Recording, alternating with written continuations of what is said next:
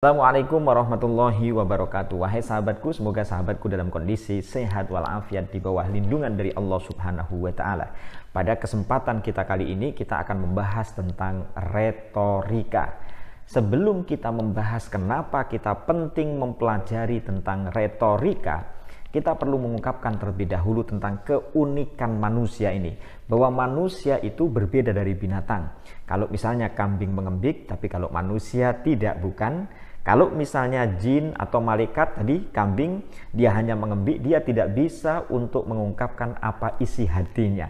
Dia tidak mampu untuk menjelaskan apa yang dia mau. Tetapi manusia mampu mengungkapkan apa yang aku mau untuk dirimu, sehingga kamu mengerti terhadap apa yang aku mau.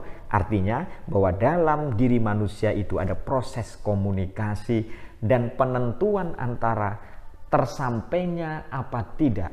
Apakah yang kita mau itu diterima oleh orang lain atau tidak, itu tergantung kepada gaya kita dalam menyampaikan sesuatu kepada orang lain. Dan ini tentu berbeda dengan makhluk yang lain, misalnya jin atau malaikat. Malaikat misalnya atau jin juga berbicara, tetapi kita tidak dapat melihatnya. Jin memang bisa berbicara, memang malaikat bisa berbicara, tetapi jarang di antara kita yang mampu berkomunikasi dengan jin dan dengan manusia.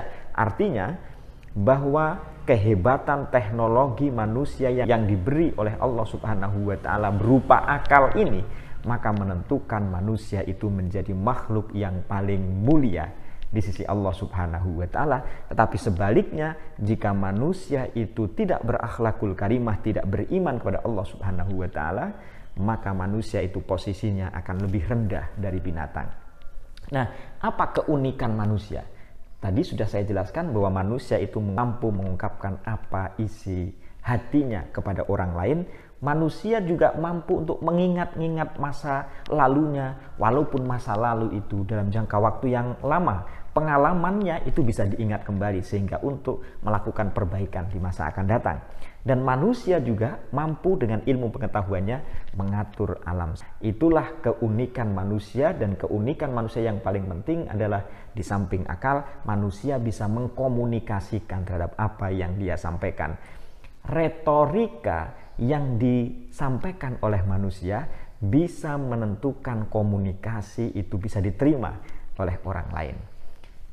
Mangun Wijaya misalnya mengatakan bahwa banyak orang keliru seolah-olah kemajuan dunia barat itu bertopang primer pada matematika, bertopang pada ilmu fisika, bertopang pada kimia.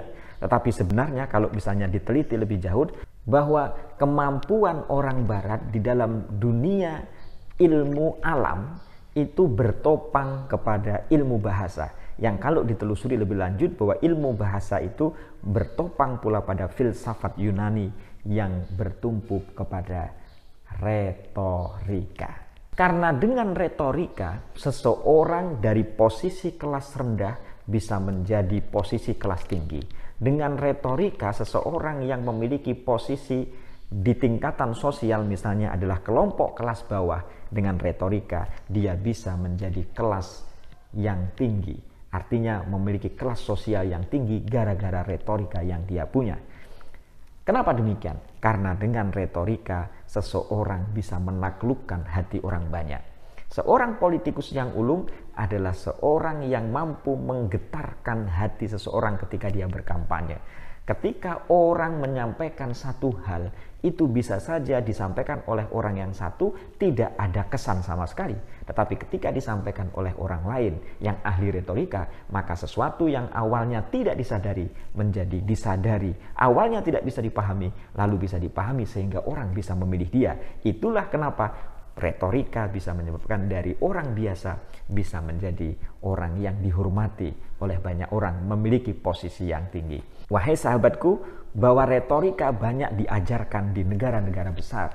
Kayak misalnya di Amerika, bahwa retorika diajarkan di semua jurusan. Itu menunjukkan bahwa keilmuan seseorang itu memerlukan retorika. Coba kita bayangkan, bukankah seorang dosen yang favorit adalah seorang dosen yang mampu membuat para pelajar, para mahasiswanya tertarik terhadap apa yang dia sampaikan sehingga dia menyenangi terhadap mata pelajaran yang diajarkan. Banyak di antara kita yang pada awal kalinya tidak tertarik kepada bahasa Inggris misalnya, tetapi ketika retorika dia menyampaikan pelajaran bahasa Inggris itu menarik, maka orang menjadi tertarik kepada bahasa Inggris. Itulah pentingnya retorika, sehingga retorika diajarkan di semua jurusan. Karena kemampuan retorika yang baik itu adalah seorang Hitler naik pangkat menjadi Kaisar Jerman. Disraeli, diplomat Inggris itu menjadi terkenal, dia menjadi diplomat kenamaan karena juga retorika. Soekarno, presiden kita yang pertama, banyak diikuti oleh orang-orang Indonesia, rakyat Indonesia ketika menggerakkan untuk kemerdekaan Indonesia dengan suaranya yang khas menggetarkan hati rakyat Indonesia untuk berjuang. Kita lihat bagaimana pidato Soekarno itu bisa menggerakkan orang untuk bergerak. Itu juga karena retorika. Orang memilihnya dia menjadi presiden di samping pintar juga karena kemampuan retorikanya. Bung Tomo juga demikian. Ketika peristiwa Hari Pahlawan itu terjadi, apa yang dilakukan oleh Bung Tomo? Dia melalui radio menggetarkan, menggerakkan semua orang untuk berperang, untuk mempertahankan negara Republik Indonesia ini. Coba, kemampuan seseorang, kualitas bicara seseorang, itu menunjukkan apakah seseorang itu terpelajar atau tidak. Jadi di samping retorika mampu menaklukkan hati orang banyak, bahwa retorika itu juga menunjukkan kemampuan apakah seseorang itu memiliki ilmu pengetahuan atau tidak. Jadi kalau para sahabatku ngomongnya kotor, tidak tertata, itu sudah ketahuan. Ini terpelajar, ini tidak. Ini dia memiliki ilmu pengetahuan, ini tidak. Disebabkan karena apa? Kemampuan berbicara ditentukan dari ilmu pengetahuan, dan ilmu pengetahuan seseorang diketahui dari kualitas gaya bicaranya. Kita kadang mengatakan begini, kemampuan bicara itu sejak lahir. Tidak, bahwa kemampuan bicara itu bisa dilatih. Kemampuan bicara itu tidak terbawa. Yang lebih lagi, yang lebih bagus lagi adalah dia terlahir membawa bakat kemampuan berbicara, kemudian dilatih. Tetapi bukan dalam arti bahwa kemampuan berbicara, kemampuan retorika yang baik di hadapan orang lain itu adalah murni hasil dari bawaan lahir. Tidak, tapi dia bisa dipelajari. Artinya para sahabatku, ketika misalnya kemampuan berretorikanya pada awal kalinya masih diselingi kata-kata apa ini, apa itu, dengan latihan terus-menerus, diasah terus-menerus di hadapan kaca setiap saat melakukan retorika, berlatih, maka dia akan bisa untuk memiliki retorika yang bagus.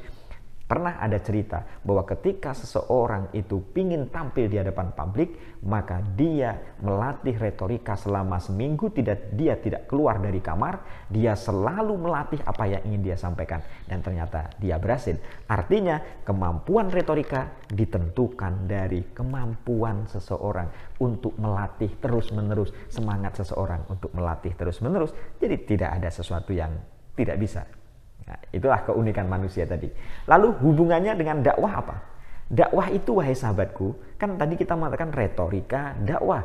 Jadi retorika itu adalah seni berbicara, seni menyampaikan gagasan kepada orang lain.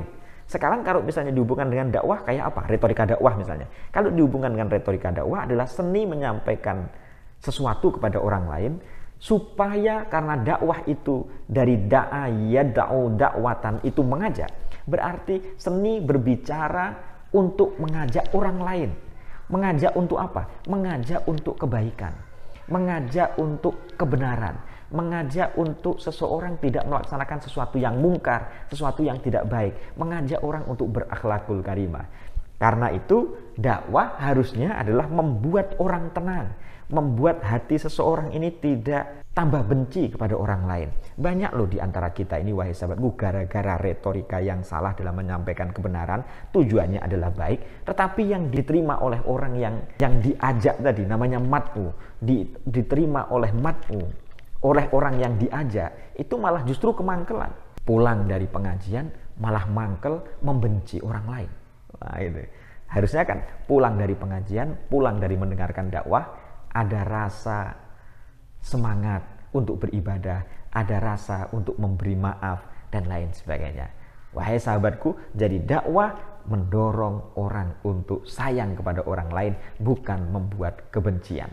Nah, karena itulah maka kita sebaiknya adalah harus mengisi ruang-ruang dakwah itu yang menyejukkan melalui retorika yang kita punya. Bahwa banyak materi yang kita sampaikan itu menjadi keliru gara-gara salah dalam menyampaikannya. Wahai sahabatku, kita perlu setiap hari untuk belajar retorika yang baik agar sesuai dengan kondisi dan situasinya. Dalam Islam itu diantaranya ada ilmul balaghah, dan diantara ilmul balaghah itu ada yang disebut dengan ilmul ma'ani. Ilmu ma'ani itu dalam Islam juga sebenarnya adalah bagian dari retorika, yaitu menyampaikan agar kita ini sesuai dengan situasi dan kondisinya. Jadi dakwah yang menyenangkan, dakwah yang menggembirakan. Bagaimana caranya? Kapan kita harus memperpanjang pembicaraan? Kapan kita harus memperpendek pembicaraan? Kapan kita harus menyingkat? Kapan kita harus menjelaskan secara detail dan lain sebagainya. Jadi Islam mengajarkan kepada kita bahwa dakwah yang bagus adalah dakwah yang disampaikan dengan cara yang bagus. Dan karena itu maka kita harus mengerti tentang retorika dakwah. Tujuannya untuk apa? Supaya orang yang kita beri nasihat, supaya orang yang kita sampaikan ilmu pengetahuan untuk mereka itu bisa mengena di hatinya, bisa membuat lain orang berubah. Intinya bahwa kita ini harus menjadi transformator, membuat orang lain berubah. Dan ketika orang lain berubah menjadi lebih bagus, itulah yang disebut dengan keberhasilan dakwah. Wahai sahabatku, pentingnya kita melatih retorika kita dan pentingnya kita belajar dari orang-orang yang ahli retorika. Kenapa? Supaya dakwah kita tepat sasaran, supaya dakwah kita itu sesuai dengan apa yang kita harapkan. Dia tahu terhadap apa yang kita mau. Demikian, semoga bermanfaat. Assalamualaikum warahmatullahi wabarakatuh.